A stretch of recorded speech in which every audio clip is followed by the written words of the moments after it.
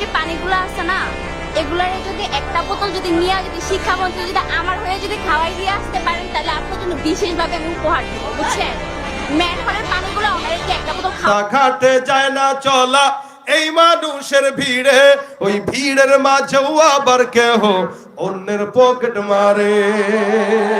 রাস্তাঘাটে যায় না চলা এই মানুষের ভিড়ে, ওই ভিড়ের মাঝেও আবার কেহ অন্যের পকেট মারে। তাকেও যদি মানুষ বলো আমার বলার কিছুই নাই, তাকেও যদি মানুষ বলো আমার বলার কিছুই নাই। মানুষ দেখতে চলো এবার জাদু ঘরে যাই সবাই, হায় রে সাধের দুনিয়ায় মানুষ পাওয়া বড় দায়। মানুষ দেখতে চলো এবার জাদু ঘরে যাই সবাই। মানুষ শয়তান, জিন শয়তান, সব কিছু থেকে আল্লাহ কি করবেন? হেফাজত করবেন। আবার যদি কেউ সকালবেলা পড়ে তো রাত পর্যন্ত আল্লাহ পাক ফেরেশতার মাধ্যমে তাকে হেফাজত করবে, আর শয়তানের অনিষ্টতা থেকে তার সম্পর্কে হেফাজত করবে। এই আমলটা আপনাদের কাছে ছোট মনে হয়েছে? আপনারা অনেক সময়, সেদিন এক লোক আমারে বলতেছে যে ভাই আমার ঘর থেকে জিন্নাত টাকা চুরি করছে। কে? জিন জিন জিন। ওদিন মাহফিলে গেছি গত 2 সপ্তাহ আগে দিনাজপুরে। তো আমার খুব ঘনিষ্ঠ এক লোক আছে, রাত্রিবেলা তার আবদারে তার বাসায় একটু গেছি। তো যাওয়ার পরে আতরের একটা ওই কি বলে কর্নার সেলফ, আতর পছন্দ করে সে। তা আমার বাসায় এরকম আতরের সেলফ আছে, পছন্দ যাদের এরা আতর রাখে, বিভিন্ন আইটেমের আতর ভালো লাগে তাই কিনে কিনে রাখি। তো ওই লোক দেখি আমার মতো এরকম আতর রাখছে। দেখছেন কত আতর? আমি আমার বাসার অর্ধেকের অর্ধেক আতর নাই আপনার, কি আতর আছে আপনার? সে বলতেছে আর কোয়েন না হুজুর, আমার এখানে আতর সব ভরা ছিল, গত 1 বছরে অর্ধেক আতর চুরি করছে জিন। কে চুরি করছে? জিন চুরি করছে। আমি কি বলেন? জিন চুরি করছে? আর কোয়েন না মিয়া, রাখি একটা, পরের দিন রাত্রেবেলা উঠে দেখি নাই, জিন চুরি করে। এখন আমি দেখেন ভিতরে ভিতরে কি কি পরে রাখছি, এরপর থেকে আর চুরি করে না। তো সেদিন গত 1 সপ্তাহ আগে আমার বাসার এক ভাড়াটিয়া বলতেছে তার বাসার থেকে নাকি 1.5 লক্ষ টাকা জিন চুরি করছে। জিন ভাই চুরি হয়, শয়তান যেগুলো আছে এগুলো চুরি করে, এগুলো অনিষ্টতা। এ কারণে এই চোরে বলতেছে কি, এই তুমি এই সমস্ত অনিষ্টতা থেকে নিজের সম্পদকে, নিজের জানকে, নিজের মালকে হেফাজত যদি করতে চাও, আয়াতুল কুরসি রাত্রে পড়বা, সকাল পর্যন্ত তোমার সবকিছুর হেফাজতের দায়িত্ব নিয়ে নেবেন আল্লাহ। সুবহানাল্লাহ, জোরে বল। আবার সকালে পড়বা, রাত পর্যন্ত সব অনিষ্টতা থেকে হেফাজত করবেন কে? আচ্ছা, আবু হুরায়রা রাদিয়াল্লাহু তাআলা আনহু কয়, কি রে, এটা তো আমি জানতাম না। চোর হইলেও তো মোটামুটি ইমানদার চোর। যেহেতু তুই ভালো একটা কাজ করছিস, যা তোরে ছেড়ে দিলাম, যা ভাগ, তাড়াতাড়ি ভাগ, আর কিন্তু আসিস না। না, মাথা নষ্ট হয়েছে, আর জিন্দেগিতে আসবো আমি। গেছে। সকালবেলা রাসূল সাল্লাল্লাহু আলাইহি ওয়াসাল্লাম হাজির। নবী এসে ডাক দিয়া বলতেছেন, কি ব্যাপার, চোর কোথায়? আবু হুরায়রা কয়, হুজুর কাম একটা তো ঘটে গেছে, আমি বিপদেই পড়ছি হুজুর, তিনবার ধরলাম কিন্তু চোরকে আপনার কাছে আনতে পারলাম না। রাসূল বলেন, কি সমস্যা? হুজুর গত 2 দিন ধরছি, 2 দিন সে তার মায়ের নামে, শিশুর নামে, বাচ্চার নামে, বউর নামে নানান অজুহাত দিয়ে টিয়ে ভাগছে। মায়া লেগে গেছে। রুহামা উবাইনাহুম, সাহাবা একরাম ছিল, এদের দিলে মায়া ছিল, দয়া ছিল। কিন্তু লাস্টের দিন হুজুর তাকে দড়ি দিয়া বাঁধছি। বান্দার পরে সে আমারে বলতেছে, ভাই রে, তোমার আমল একটা শিখাবো, বিনিময়ে ছেড়ে দিও।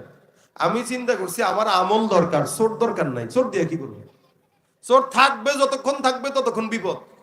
এদিকে তাকাবো, ওদিক দিয়ে ওটা পকেটে পড়বো, ওদিকে তাকাবো, ওটা পকেটে পড়বো, ওর সাথে আমি পারবো? চিন্তা করলাম ওরে কোনো মতে ঘর থেকে বের করতে পারলে বাঁচি, তবে বের যে করবো কিছু তো একটা দিবে। সে আমারে বলছে আমাকে একটা আমল শিখাবে, আমলের বিনিময়ে তাকে ছাড়তে হবে। তা আমি আল্লাহর রহমতে চিন্তা করলাম আমলটা শেখা জরুরি। আমি চোরের থেকে আমল শিখছি, চোরকে আমি ছেড়ে দিছি। নই বলেন, কি আমল শিখছি একটু শোনাও আমার।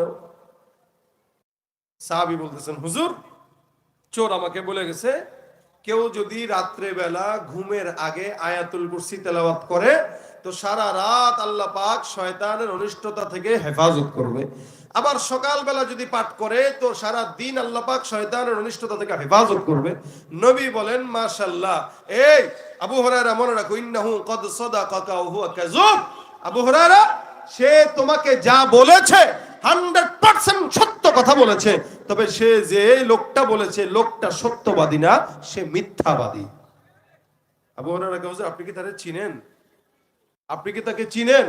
প্রথমবার আসলো, আপনি বললেন আবারও আসবে, সে আসছে। আপনি বললেন আবারও আসবে, সে আসছে। আবার এখন বলতেছেন সে মিথ্যাবাদী, তার মানে রাসূল আপনি তাকে চিনেন? আপনি বলেন তো নবী সে কে? নবী বলেন অবশ্যই আমি তাকে চিনি, কারণ তার ব্যাপারে আল্লাহ আমাকে সতর্ক করেছেন। যাকা শাইতান, ও আসলে দুনিয়ার কোনো সাধারণ চোর না, ওটা হলো শয়তান চোর। কে? শয়তান। কে? আবু হুরায়রা হুজুর শয়তান আসছে? কহা, ইবলিসের সবচেয়ে বড় যে শয়তান, ওদের মূল নেতা, এতদিন পর্যন্ত তোমার এই সম্পদের অনিষ্টতা করার জন্য তোমার কাছে তিনবার আসছে, কিন্তু পারে নাই। লাস্টে বাঁচার জন্য, আমি নবীর হাত থেকে বাঁচার জন্য, কোনো মতে তাদের হাত থেকে যেন বাঁচতে পারো, এটার আমল শিখাই দিয়ে গেছে। কারণ আমার কাছে ধরা খাইলে তার খবর ছিল। বুঝেন? যে বলেছে সে কে? সে কে? শয়তান।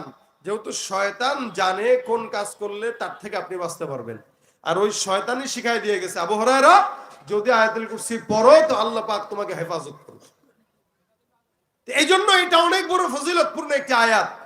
আমরা আমাদের সমাজে বসবাস করি, দেখা যায় অনেক সময় টাকা জমাই ব্যাংকে, 2 টাকা 5 টাকা 10 টাকা 20 টাকা করে রাখেন, আর আপনি এটারে আয়াতুল কুরসি পড়ে ফু দিয়ে রেখে দিবেন, দেখবেন ইনশাআল্লাহ অনিষ্টতা আসবে না, বরকত বাড়বে। আর যদি এমনি রেখে দেন, ওই আপনার যেই টাউট পোলাটা আছে এটা মোটামুটি খোসায় খোসায় ওখান থেকে টাকা বার করে গাঁজা খাবে। কি? এজন্য যখন টাকা রাখবেন ব্যাংকে রাখেন, যেখানেই রাখেন, ঘরে রাখেন, আয়াতুল কুরসি পড়ে রেখে দিবেন, ইনশাআল্লাহ আপনার সম্পদ কোনো জিন শয়তান চুরি করতে পারবে না। এটা হলো আমল, হাদিসের আমল। উবাই ইবনে কাব রাদিয়াল্লাহু তাআলা থেকে বর্ণিত, উনি বলেন যে আমি একবার, আমার বিশাল বড় একটা খেজুর বাগান ছিল, ওই খেজুর বাগানে আমি একদিন গেলাম বাগান পরিদর্শন করার জন্য, কতটুকু ফল ধরছে। উবাই ইবনে কাব রাদিয়াল্লাহু তাআলা বলেন যে আমি বাগানের ভিতরে ঢুকে একটা যুবককে দেখলাম দুপুরবেলা, কিন্তু যুবকটাকে দেখে আমার সন্দেহ হইল যে আসলে কি এটা মানুষ নাকি জিন, এমন কেন চেহারা। দেখবেন কিছু কিছু মানুষ আছে দেখলে ভয়ঙ্কর মনে হয়। তো উবাই ইবনে কাব বলেন, আমি লোকটাকে দেখে ডাক দিয়ে বললাম, এ ভাই, তুই কি আসলে মানুষ নাকি জিন্নাত, বল আমাকে। আমি তাকে ধরলাম, সে বলতেছে, ভয়ে বলতেছে, হ্যাঁ আসলে আমি জিনের জাতি, এবং জিনের মধ্যে সর্বোচ্চ শক্তিশালী যে আমি সে। আবু হুরায়রা বলতেছে, তাহলে তোমার হাতটা আমাকে দেখাও। উবাই ইবনে কাব বলতেছে, তোমার হাতটা আমাকে দেখাও। তা উবাই ইবনে কাব বলেন, আমি যখন তার হাত দেখতে চাইলাম, ওই জিন্নাত তার হাতটা আমার সামনে বাড়ায় দিল। আমি তার হাতটার দিকে তাকায় দেখলাম তার হাত আর কুকুরের হাত সেম, এবং তার হাতে কুকুরের মতো পশম, তার হাত এবং তার সারা শরীরে বড় বড় বড় বড় পশম। আমি তখন বুঝলাম যে হ্যাঁ, এটা আসলে জিন্নাত। তখন আমি তাকে বললাম, তাহলে তুমি আমার বাগানে কেন ঢুকলা, কি কারণে এখানে আসছো? তোমার বাগানের যত খেজুর আছে এগুলোর বরকত নষ্ট করার জন্য আসছি। যেহেতু ধরে ফেলছি তোমারে, তাহলে একটু বলে যাও, তোমাদের মতো শয়তানদের হাত থেকে বাঁচার উপায়টা কি একটু বলে যাও, নাহলে তোমার ছাড়বো না। শয়তান বিপদে পড়ছে। ভাই, সাহাবা একরামরা শয়তানকে খপ করে ধরে ফেলতেন। আরেক সাহাবীকে রাত্রেবেলা ঘুমের থেকে জাগাইতে গেছেন, ঘটনা জানেন কিনা জানি না। তো ঘুমের থেকে জাগানোর সময় সাহাবী ধরে ফেলছে, কিরে ব্যাপার, তুই আমার ঘুমের থেকে জাগাস কেন? ভাই রে ভাই, গতকালকে আপনারা ঘুম পাড়া রাখছিলাম পা টিপ্পা, কিন্তু আপনি যে এটার কাজা যেমন আদায় করছেন নামাজ পড়া, চিন্তা করলাম আপনারে ঘুম পাড়ানোর চাইতে জাগাই দেওয়াই ভালো। কারণ আপনারা একদিন যদি কোনো মতে ঘুম পাড়ায় দেই, পরের দিন আপনি আরো বেশি তাহাজ্জুদ পড়েন। চিন্তা করলাম তার চাইতে এত তাহাজ্জুদ পড়া দরকার নাই, যখন উঠেন তখনই উঠেন, 10 টাকা পড়েন, 10 টাকা দিয়ে পড়েন, 20 টাকার দরকার নাই। সাহাবী ধরে ফেলছেন। সাহাবীরা শয়তান ধরতে পারতো, আর আমরা শয়তানরে ধরি ঠিকই। শয়তানরে কই, দোস্ত তুই আমার পাশেই থাকিস, আমি বিপদে পড়লে তুই যেন বাঁচাস। এই আমাদের দেশের শয়তানগুলো এখন লজ্জা পায়। ওই আব্দুল লতিফ সিদ্দিকী যখন কয় আমার কোনো গুনাহ নাই, শয়তান কয় আল্লাহ আমি কি শয়তান, ও আমার চেয়ে বড়টা। ঠিক কিনা জোরে কর। এরা যখন বলে এই কথা যে আমার গুনাহ নাই, এরা যখন এই কথা বলে যে আমি আল্লাহর কাছে ক্ষমা কেন চাবো, আল্লাহ পাক আমারে দিয়া গুনাহ করায় নাই, শয়তান কয় আল্লাহ ও আমার চেয়ে ডাবল ডিগ্রি প্রাপ্ত শয়তান। আমাদের শয়তান আমাদেরকে দেখলে আরো ওস্তাদ ডাকে, আর সাহাবা একরামদের কাছে দেখলে সারেন্ডার করতো, না না বস ভুলে গেছে, আর জিন্দেগিতে আসবো না। তারা যেমন ইমানদার, তাদের শয়তানরাও ধরা খাইতো তাদের কাছে। তো উবাই ইবনে কাব শয়তানকে ধরছেন, ধরা পরে বলতেছেন, যেহেতু ধরা খাইলা, ছাড়া ছাড়ি নাই, বলো তোমার থেকে বাঁচার উপায় কি? উবাই ইবনে কাব বলতেছেন, আমাদের থেকে বাঁচার উপায় এই যে সম্পদ, আপনার এখানে বিশাল বড় বাগান, এই বাগানের সম্পদ যদি ঠিক মতো রাখতে চান, বেশি বেশি আয়াতুল কুরসি পড়বেন। আয়াতুল কুরসি পড়ে পড়ে এখানে পানি ফু দিয়ে দিবেন, ছিটায় দিবেন, তাহলে এই সমস্ত সম্পদের অনিষ্টতা থেকে আল্লাহ পাক আপনাকে হেফাজত করবে। আর যদি কেউ না পড়ে, তাহলে আল্লাহ পাক তার সম্পদ যা কিছু থাকে এগুলো আমরা যে এগুলোর বরকত নষ্ট করে দেই। সুতরাং যদি সম্পদের বরকত নষ্ট হোক এটা না চান, তাহলে অবশ্যই সব সময় আয়াতুল কুরসি পড়বেন। জিন্নাত থেকে, শয়তান থেকে আল্লাহ আপনাদেরকে হেফাজত করবেন। এটা আবু উবাই ইবনে কাবকেও শয়তান শিখায় গেছে, সাহাবী আবু হুরায়রাকেও শিখায় গেছে। এখানে রাসূল বলেন, তোমরা বেশি বেশি আয়াতুল কুরসি পড়ো, 5 ওয়াক্ত নামাজের পরে পড়বা, তো নিঃসন্দেহে জান্নাত আর জমিনের মাঝখানে মৃত্যু ছাড়া কেউ বাধা দিতে পারবে। আমরা তেলাওয়াত জানি না, আমরা আয়াতুল কুরসি পারি না, আমরা অন্য কিছু ঠিকই পারি, গান পারি, আমরা দুনিয়ার সব বুঝি, কিন্তু ইসলাম বুঝি না। এই কারণে আজকে নিয়ত করবেন ইনশাআল্লাহ, যতদিন হায়াত আছে, ফজরের পরে একবার, জোহরের পরে একবার, আসরের পরে একবার, মাগরিবের পরে একবার, এশার পরে একবার, 5 ওয়াক্ত নামাজের পরে যদি মোটামুটি আয়াতুল কুরসি একবার করে পড়েন, ইনশাআল্লাহ রাসূলের কথা যদি সত্য হয়, যদি না, সত্য না মিথ্যা? সত্য, তার মানে 100% সত্য হবে। তা আপনি যদি 5 ওয়াক্ত নামাজের পর আয়াতুল কুরসি পড়েন, ইনশাআল্লাহ আল্লাহ আপনাকে জান্নাত দিবেই দিবে ইনশাআল্লাহ। সন্দেহ আছে আপনাদের? সকল প্রকার শয়তানের অনিষ্টতা থেকে বাঁচবেন। সম্পদ জমাবেন, সেখানে আয়াতুল কুরসি পড়ে ফু দিবেন। নিজের সম্পদ যেখানে যাবেন, যা করবেন, দোকানপাটে আয়াতুল কুরসির তেলাওয়াত একটা লাগায় রাখবেন, আয়াতুল কুরসি টাঙায় রাখবেন দোকানে, ইনশাআল্লাহ শয়তান ঢুকবে না। যে হালতে থাকেন, সকালবেলা বিকালবেলা শরীরে আয়াতুল কুরসি করে দম দিয়ে রাখেন। চোর ইনশাআল্লাহ মোবাইলের চুরি করার জন্য পকেটের ভিতরে হাত দিবে না, কারণ এই যে এখানে যতগুলো মানুষ দেখতেছেন না, সবাই কিন্তু মানুষ না, কিছু চোরও আছে কিনা। আমি আপনাদেরকে চোর বলতেছি না, তবে মানুষের বেশে কিছু চোর বসবাস করে কিনা, কথা কয় না, আছে না নাই? ভিড়ের ভিতরে চলতে গেলে বিপদ, যখন তখন হাত দেওয়া যায়। আরে মোটামুটি মসজিদে গেলেও চোর পাওয়া যায়, আবার এই মাহফিলে গেলেও চোর পাওয়া যায়, ওই ফ্লাইওভারে গেলেও চোর পাওয়া যায়, ওভার ব্রিজে হাঁটতে গেলেও চোর পাওয়া যায়। এখন যে কোনো টাইপের চোর থেকে যদি বাঁচতে চান, আয়াতুল কুরসির বিকল্প আছে। এইখানেও যারা আছেন, একটু পকেটটা সাবধানে রাখেন। দাঁড়ায় রয়েছেন অনেকক্ষণ ধরে, যাওয়ার সময় দেখবেন নিজের মোবাইল নাই, রাত্রেবেলা ফেসবুকের আমল করতে পারবেন না, কি ঠিক না? চোর আছে কিনা নাই? রাস্তাঘাটে যায় না চলা এই মানুষের ভিড়ে, ওই ভিড়ের মাঝেও আবার কেহ অন্যের পকেট মারে। রাস্তাঘাটে যায় না চলা এই মানুষের ভিড়ে, ওই ভিড়ের মাঝেও আবার কেহ অন্যের পকেট মারে। তাকেও যদি মানুষ বলো আমার বলার কিছুই নাই, তাকেও যদি মানুষ বলো আমার বলার কিছুই নাই। মানুষ দেখতে চলো এবার জাদু ঘরে যাই সবাই, হায় রে সাধের দুনিয়ায় মানুষ পাওয়া বড় দায়। মানুষ দেখতে চলো এবার জাদু ঘরে যাই সবাই। সব মানুষ মানুষ না, কিছু মানুষ চোর আছে কিনা? মানুষ বেশি চোর আছে, ডাকাত আছে, সন্ত্রাসী আছে। এই সব কিছু থেকে বাঁচতে চান তো আয়াতুল কুরসির বিকল্প নাই। এই জন্য নিয়ত করেন, আজকে থেকে এখান থেকে যা সুযোগ হয় না হয়, অনেক বয়ান শুনবেন, যাবেন, কিন্তু 5 ওয়াক্ত নামাজের পরে অন্তত একবার আয়াতুল কুরসি। কষ্ট যদি হয় মুখস্থ করতে, আজকে থেকেই মুখস্থ করার নিয়ত করেন। প্রত্যেকদিন একটু একটু করে করেন। আজকে করবেন আল্লাহু লা ইলাহা ইল্লা হুয়াল হাইয়ুল কাইয়্যুম, এতটুকু তো পারেন। তারপরের দিন করবেন লা তাখুযুহু সিনাতুন ওয়ালা নাওম। অনেক মুফাসসিরিন একরাম বলেছেন এই আয়াতুল কুরসি হলো ইসমে আজম। ইসমে আজম মানে আপনি এটা পড়ে যা বলবেন আল্লাহ পাক তা কবুল করবে। এটা পড়ে যা বলবেন মনের আশা সব পূরণ হয়ে যাবে। অযথা সম্পদের পিছনে চুরি চামারির রাস্তা বেছে না আনিয়া আয়াতুল কুরসি পড়েন, আল্লাহ পাকের কাছে সম্পদ চান, ইনশাআল্লাহ আল্লাহ পাক সম্পদে বরকত দিবে, টাকায় বরকত দিবে, বড়লোকও বানায় দিবে। কিন্তু অযথা কামে বড়লোকগিরি করতে যাবেন, অযথা রাস্তায় বড়লোক হতে যাবেন। আমরা আমাদের সঠিক রাস্তা বাদ দিয়া বেঠিক রাস্তায় যখন টাকা কামাইতে যাই, ভেজালটা তখনই লাগে। আর বেঠিক রাস্তায় টাকা কামানো যেটা হয়, ওই টাকা বেশি দিন টিকে না। ক্ষমতা যতদিন ততদিনই টিকে, ক্ষমতা নাই ওইটা পুরায় ছারখার হয়ে যায়।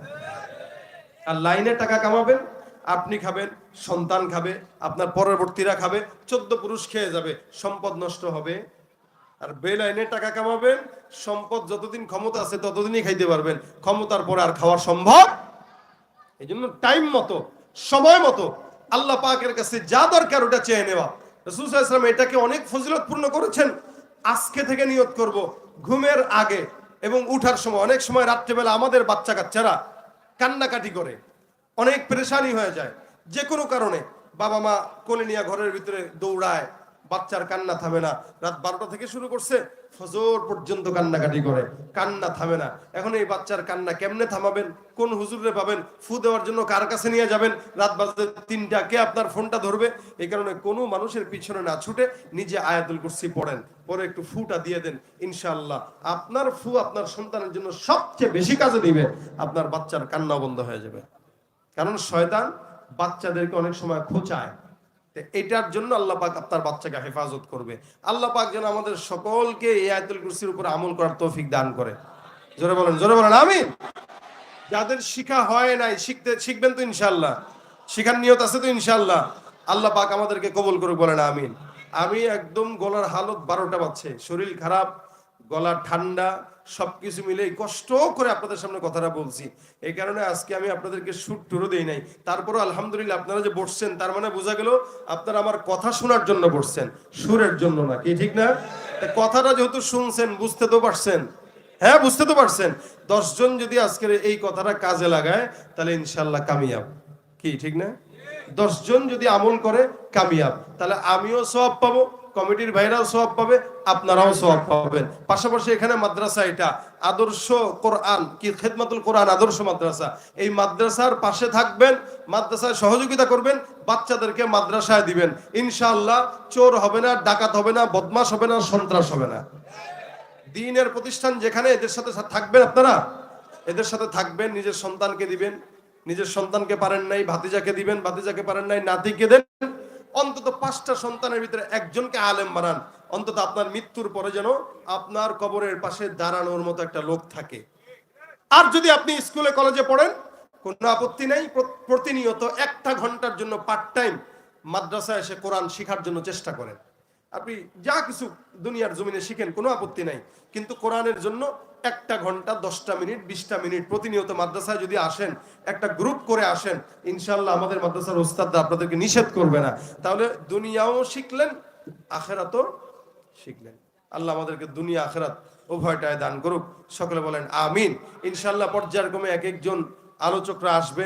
এশারের নামাজের পর আবার কিছু ওলামা একরাম আছে, আলহামদুলিল্লাহ আমাদের হেদায়েতুল্লাহ আজাদি সাহেব আছেন, উনি আসছেন চলে আসছেন, উনি আলোচনা করবেন। এরপরে আবার হাফিজুর রহমান সিদ্দিকী কুয়াকাটা সাহেব আছেন। মাশাআল্লাহ আপনারা রাখছেন ভালো ভালো আলোচকদেরকে, পেয়ে গেছেন তাও অল্প সময়ে। এই অল্প সময় যে আল্লাহ আপনাদেরকে পাওয়াই দিয়েছে, তার মানে আপনাদের তকদির ভালো, কি বলেন ঠিক না? আপনাদের তকদির ভালো। সুতরাং এশার নামাজের পরে আবার জুড়ে মিলে বসে যাবেন, ঠিক আছে? আল্লাহ পাক আজকের মজমাকে কবুল করুক, বলেন আমিন। পাশাপাশি আপনাদেরকে নিয়ে সর্বশেষ একটা গজল গাবো, ঠিক আছে? কিন্তু আমার গলার হালত খুবই খারাপ, আমার কষ্ট হইতেছে। এই যে আপনাদের জন্য, আপনাদের বাচ্চারা গজল শিখতে চায় কিন্তু গজল পারে না, যত